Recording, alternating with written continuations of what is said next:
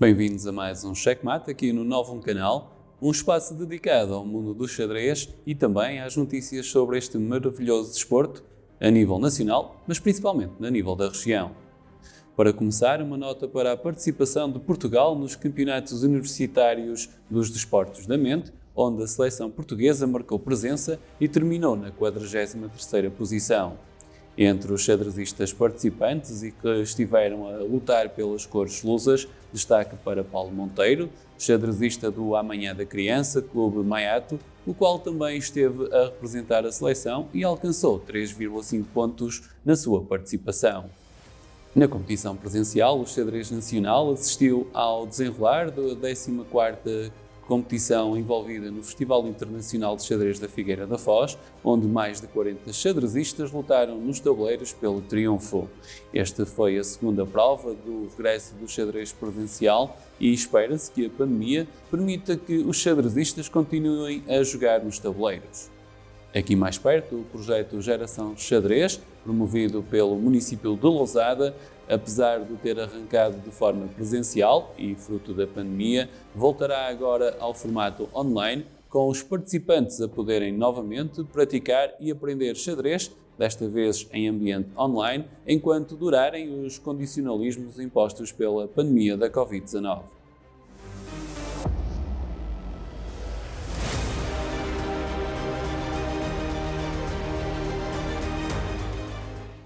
E no xadrez passo a passo de hoje vamos falar de ataque duplo, uma situação de jogo em que atacamos duas peças e daí retiramos vantagem para a nossa posição.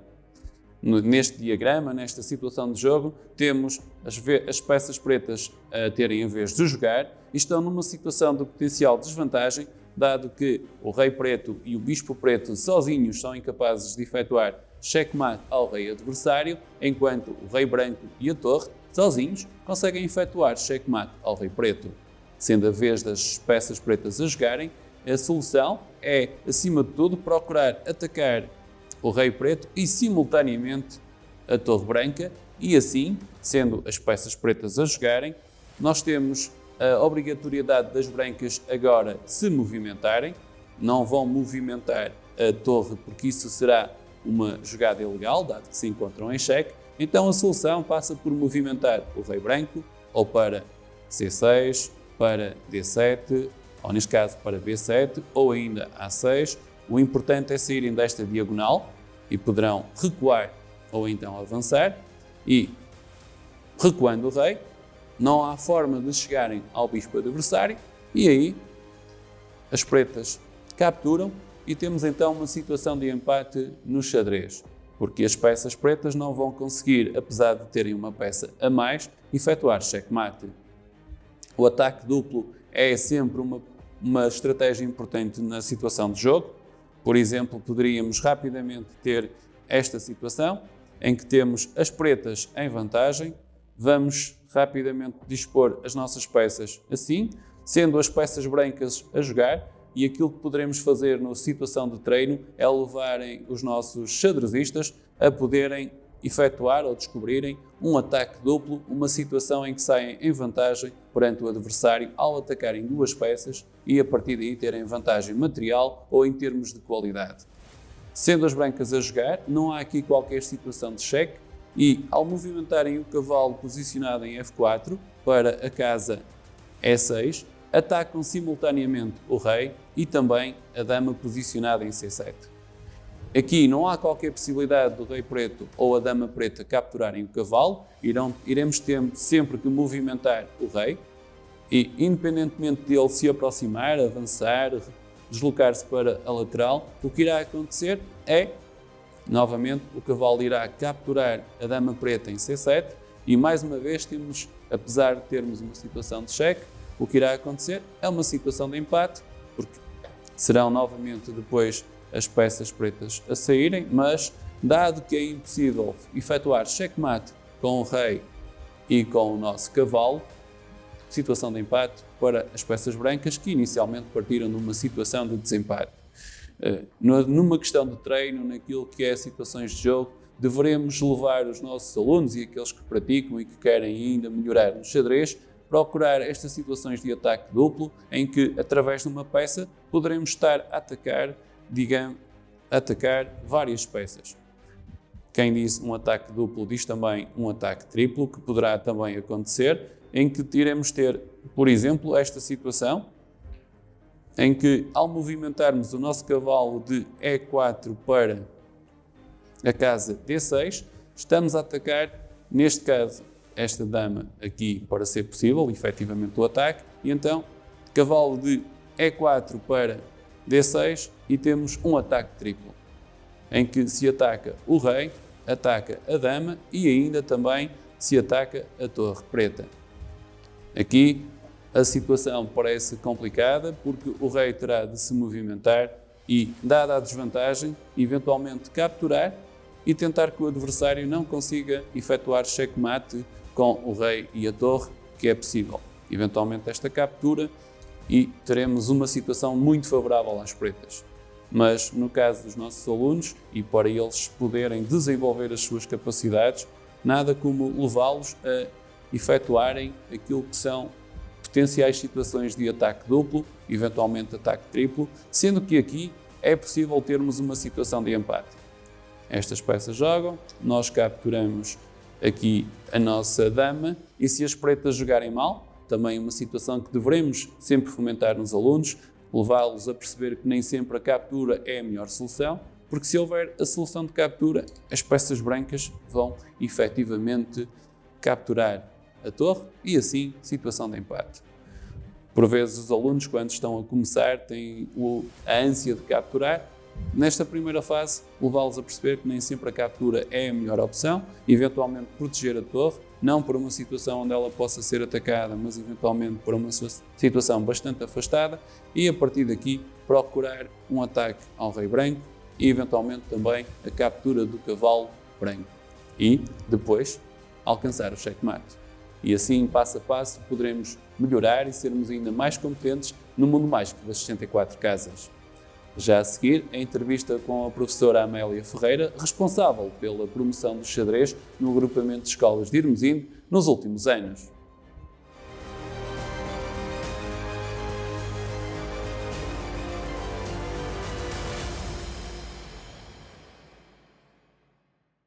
E de volta ao Checkmate, temos connosco Amélia Ferreira, professora de Matemática no agrupamento de escolas de Irmesinde e ligada à promoção do xadrez de alguns anos a esta parte. Agradeço desde já a sua disponibilidade para estar aqui e também a sua dedicação ao xadrez. E a primeira questão é, como é que uma professora de Matemática acaba neste mundo mágico das 64 casas? Ora, a professora aqui de matemática gosta muito de jogos de estratégia, desde sempre, e promovo sempre que possível, dentro da sala de aula, essa atividade. Acho que é importante para os alunos, não só porque é bom eles enfrentarem desafios em que têm que arranjar soluções para ganhar ou não, mas pelo menos para participar, e também para saírem do ambiente fechado da matemática. O xadrez chegou assim numa dessas situações em que eu não jogava absolutamente nada, apenas sabia mexer as peças. A pessoa responsável pela atividade no agrupamento ia deixar a atividade porque ia participar noutra atividade e não tinha tempo para as duas. E como alguns alunos gostavam bastante de jogar xadrez, eu disse: Eu fico a tomar conta dos alunos na sala enquanto eles jogam xadrez. E foi assim que começou a minha atividade no xadrez. E há quanto tempo é que isso aconteceu? Foi em 2015. E, portanto, desde 2015 tem-se dedicado ao Sim, xadrez. sim. E como é que foi essa entrada no mundo do xadrez para quem não jogava ou conhecia um pouco as peças só? Comecei por ter aqui umas lições particulares em casa com o meu filho, ele joga bastante bem e tive algumas lições com ele, pelo menos eu as peças sempre soube movimentar, fazer o rock também e assim pronto. Essas coisitas mínimas eu sabia porque já tomava conta dos alunos em sala de aula quando eles queriam jogar xadrez, e então tinha que saber o mínimo. Depois, para conseguir fazer com que alguns alunos conseguissem não perder o interesse porque jogavam bastante bem, sei lá, tentei arranjar algumas técnicas porque eles não se podiam valer de mim, que a professora não era muito boa. Então, sei lá, vali-me de eles em vez, por exemplo, em vez de jogarem 10 minutos quando eles eram muito bons, jogarem menos minutos para ver se conseguiam desenvolver mais rapidamente algumas capacidades. Depois, alguns daqueles jogos que eram sugeridos, algumas daquelas posições sugeridas por alguns jogadores de xadrez. eh, Pronto, não estou a falar dos problemas em si, estou a falar de não colocar as peças como é tradicional, colocar as peças trocadas, fazerem outro tipo de jogos para ver se conseguiam lutar contra aberturas já pré-estabelecidas de melhor forma. Aí tentei-me valer assim de vários recursos, já às vezes perguntava ao meu filho o que é que vou fazer, depois também como havia miúdos que jogavam muito bem, conheciam, iam ensinando outros, e eu ia também aprendendo. Pronto, fomos fazendo assim várias valências. Mas toda a gente sabia quando entrava que a professora não sabia jogar bem. Era mesmo para eles estarem ali, estarem entretidos, não era para serem campeões, era para gostarem, porque fazia bem para eles, ajudava-os na concentração, ajudava-os a resolver problemas, ajudava-os numa série de coisas, podiam estar com outras pessoas diferentes dos amigos deles da turma, sei lá, acho que era uma série de competências que eu podia desenvolver com eles ali, sem os tornar campeões, e então, pronto, era isso que eu fazia, é isso que eu faço. E, entretanto, o primeiro ano correu bem, a professora, como referiu, já está há alguns anos, e esse seu trabalho no xadrez não se limitou àqueles alunos que estavam mais próximos do seu contexto. Tem evoluído. Com que alunos é que foi trabalhando depois, ao longo destes últimos anos? Pronto, ali a escola secundária de Hermesinde tem alunos desde o quinto ano até o 12º ano, e por norma tem um bocadinho de cada nível de ensino. Depois, achei que era uma mais-valia eu poder ir às outras escolas do agrupamento, nomeadamente às EB1, as nossas, né, antigas escolas primárias, e poder jogar com alguns alunos. No primeiro ano que eu fiz isso foi em 2017. Fui com o Tomás, é um aluno que joga xadrez desde o quinto ano. Comigo só está desde o sétimo, mas que joga desde o quinto ano e joga bastante bem. E então começamos a ir os dois, contactamos as coordenadoras das escolas, com a autorização da nossa direção, claro. Contactamos as coordenadoras de cada um dos estabelecimentos. Entre ela e os professores do estabelecimento decidiram que tipo de alunos é que iriam jogar, decidiram-se pelos alunos de terceiro e quarto ano. Eu tinha dito, como só era eu e o Tomás, que só iríamos querer 20, 24 alunos no máximo, para nós podermos, que não estávamos habituados a fazer isto. E pronto, nas 3 escolas tínhamos muitos mais do que esses, mas só conseguíamos jogar com esses, porque depois também não tinha tabuleiros que chegassem, não tinha espaço que chegasse, então jogava com esses. Ficava com uma fila enorme à porta, sempre à espera que alguém desistisse para eles entrarem, porque eles não saíam dali, queriam ficar lá a aprender. Eu tinha mesmo pena de não conseguir ter mais gente, mais meninos. Esses meninos começaram no terceiro ano, continuam na mesma inscritos comigo no xadrez. Eles andam agora no sexto ano, lá na escola, e continuam a se inscrever todos os anos. Ainda este ano tive que limitar por causa desta situação. Pronto, alguns deitam a lagrimazita porque querem participar. Pronto, então com o Tomás íamos todas as semanas, uma vez por semana, na nossa hora de almoço, na minha hora de almoço e na hora de almoço do Tomás, fazíamos isso. No ano seguinte consegui arranjar mais outro aluno que também se mostrou disponível, e então já era eu, o Tomás e o outro aluno, que se chama João. Consegui ainda uma Mariana, que também ia de vez em quando, não era sempre, ela era um bocadinho mais quando ela lhe apetecia e tinha disponibilidade, mas ia e eu achava interessante. Também uma Rafaela, que de vez em quando também nos fazia esse jeito e também ia, o que era bom.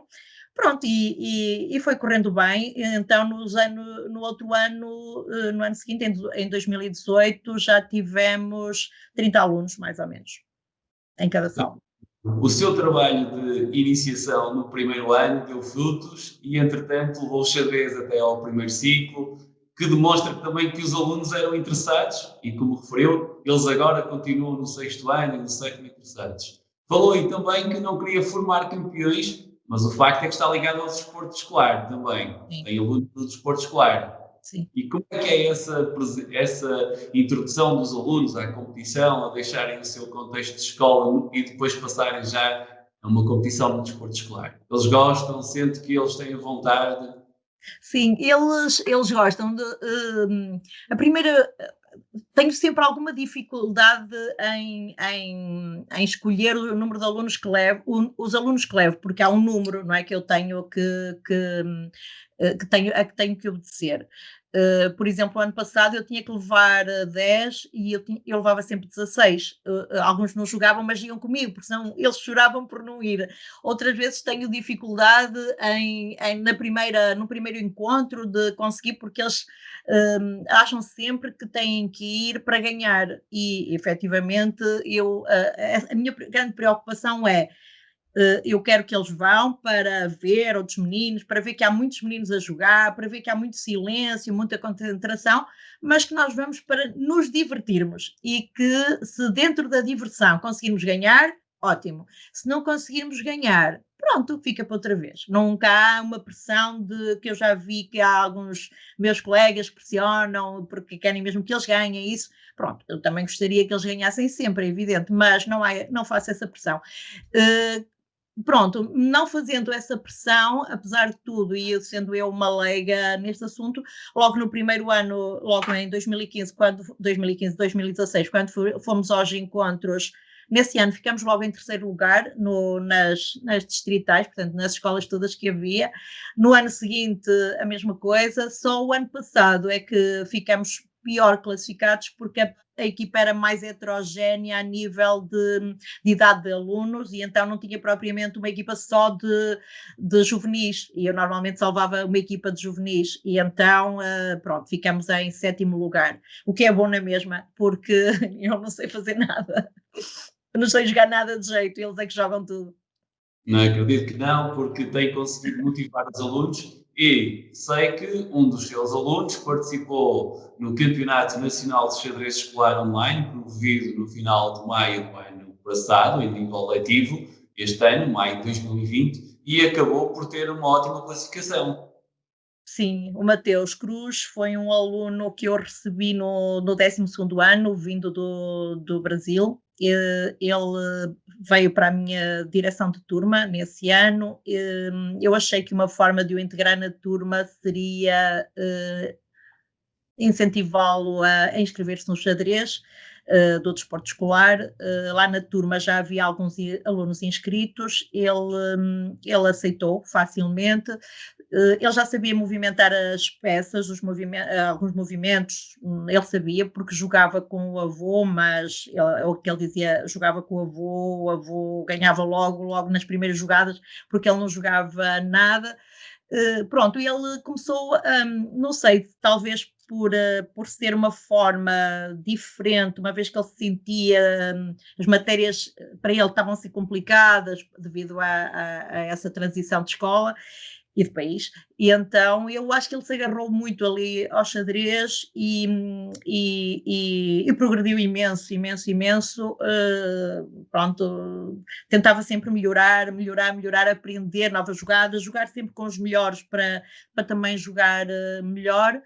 Depois, isso foi no primeiro ano, ele depois teve que voltar a repetir o 12º ano, portanto, em 2019, 2020, ele esteve a repetir o 12º ano e foi verdadeiramente o meu braço direito em tudo, porque em todos os meus tempos de xadrez do desporto escolar, e eu tenho 3 tempos que me é dado na componente letiva pelo desporto escolar e depois 1 ou 2 tempos que me é dado pela escola na componente não letiva, em todos os tempos o Mateus estava sempre comigo para me ajudar com os alunos mais novos. É uma pessoa excelente, foi ali um assessor, um amigo a ajudar-me. Os pequeninos tinham muito respeito por ele, aliás eu tinha dito que o Mateus que tinha exatamente a mesma função que eu ali dentro, jogava quando lhe apetecesse e fora isso ensinava os mais novos e foi excelente. Pronto, e tentou sempre, sempre que havia um torneio, mesmo que eu não, que fosse perto, porque ele não tinha uma forma de se deslocar diferente do que os meios, os transportes coletivos, e então sempre que fosse mais ou menos perto, ele começou a inscrever-se em alguns torneios e alguns clubes até manifestaram algum gosto pelo jogo dele e por ele. E, portanto, no Campeonato Nacional de Desporto Escolar Online, ele acabou por terminar em primeiro, penso, na sua categoria. Na categoria de Júnior, sim, foi. Esse foi um resultado também reconhecido por todos e até também pelo agrupamento, porque, pelas suas palavras, presumo que o xadrez também seja uma atividade acarinhada pelo agrupamento, pela direção. Sim, a direção sim. Aliás, eu comecei precisamente, o diretor sabia que eu não, o diretor na altura sabia que eu não jogava xadrez e pronto, mas sabia que eu sou uma entusiasta dos jogos de estratégia, disse logo que eu podia começar, depois faria uma formação se eu conseguisse, se não conseguisse, pronto, o que interessava de facto é que os alunos estivessem lá e que estivessem interessados na atividade o agrupamento, portanto, a direção sim, mantém esse interesse e esforça-se imenso em que nós tenhamos sempre transporte, essas coisas todas para ali, lanche para os meninos, pronto, isso tudo, sim, todas as condições são dadas. Penso que muitas vezes a comunicação não existe tanto, às vezes, dos professores em sala de aula, poderiam se calhar incentivar mais os meninos. Não há, alguns meus colegas sim, mas nem toda a comunidade o faz. Também não sei se toda a comunidade fizesse, se eu conseguiria ter tantos alunos depois lá na sala, porque acho que não ia conseguir. Mas o próprio coordenador de escola do desporto escolar faz sempre os cartazes, divulga, expõe cartazes em vários sítios. Eu, por vezes, vou às salas também com as inscrições e para os meninos que quiserem levar para casa e pedir autorização aos pais. Portanto, eu tenho essa facilidade, a direção permite-me essas coisas que eu vá às salas.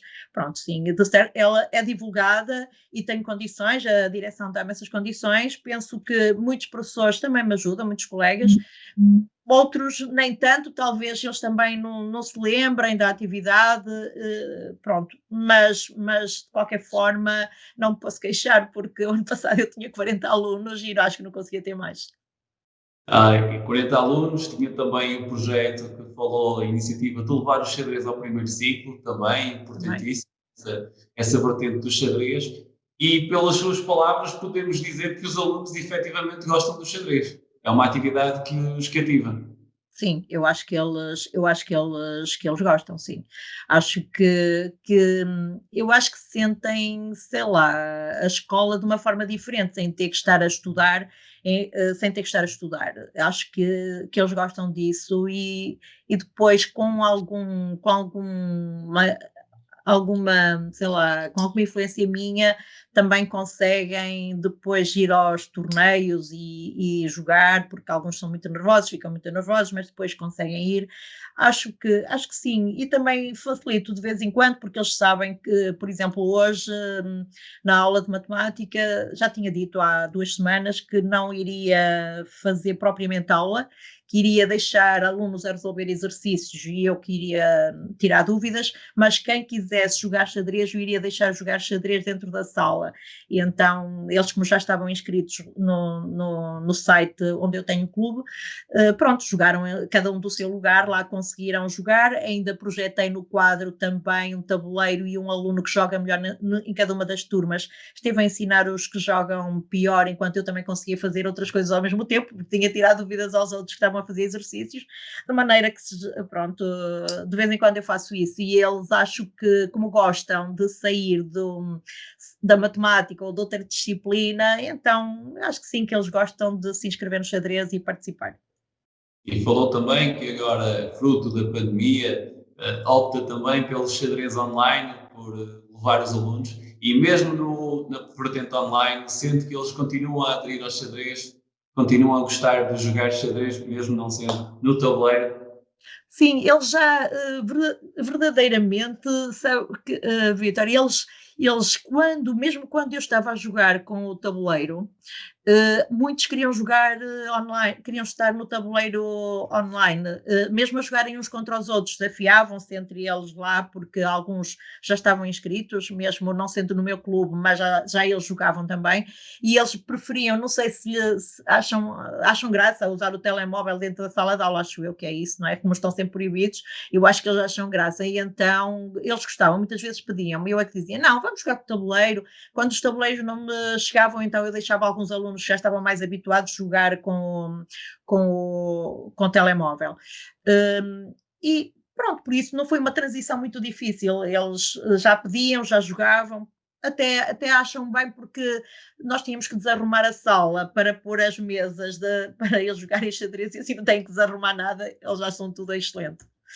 Mas continua na mesma a promoção do xadrez e a Sim, divulgação.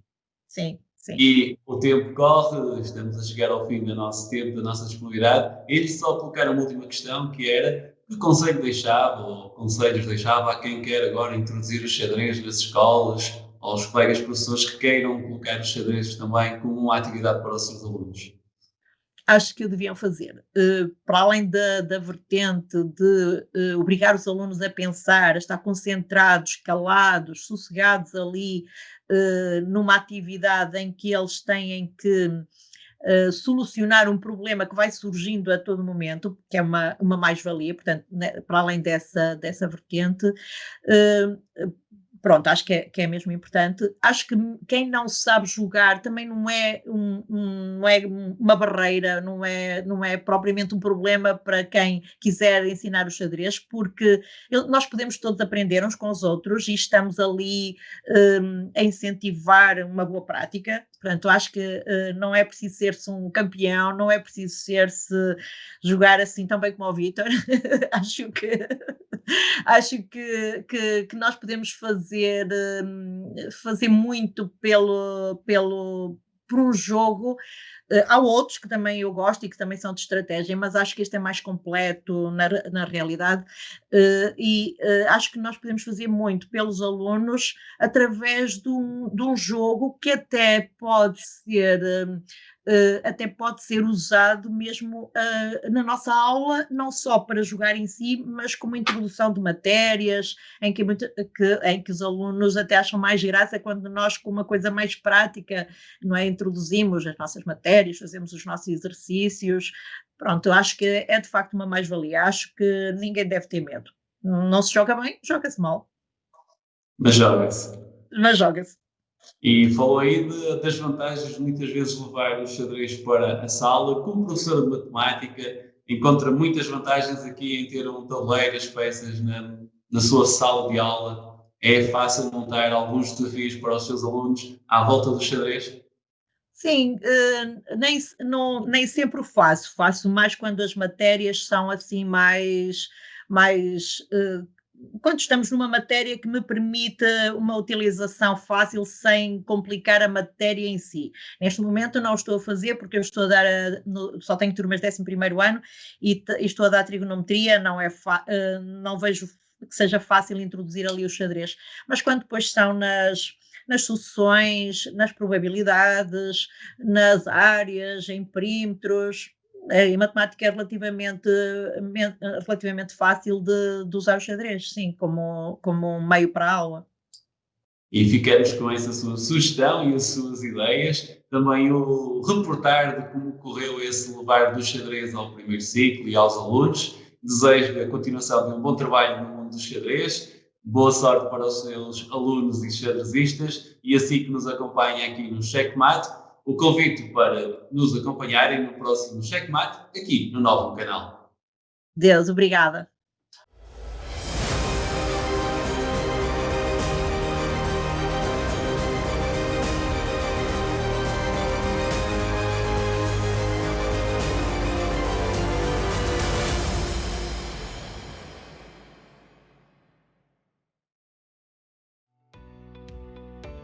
Novo Canal. Sempre novão, sempre seu.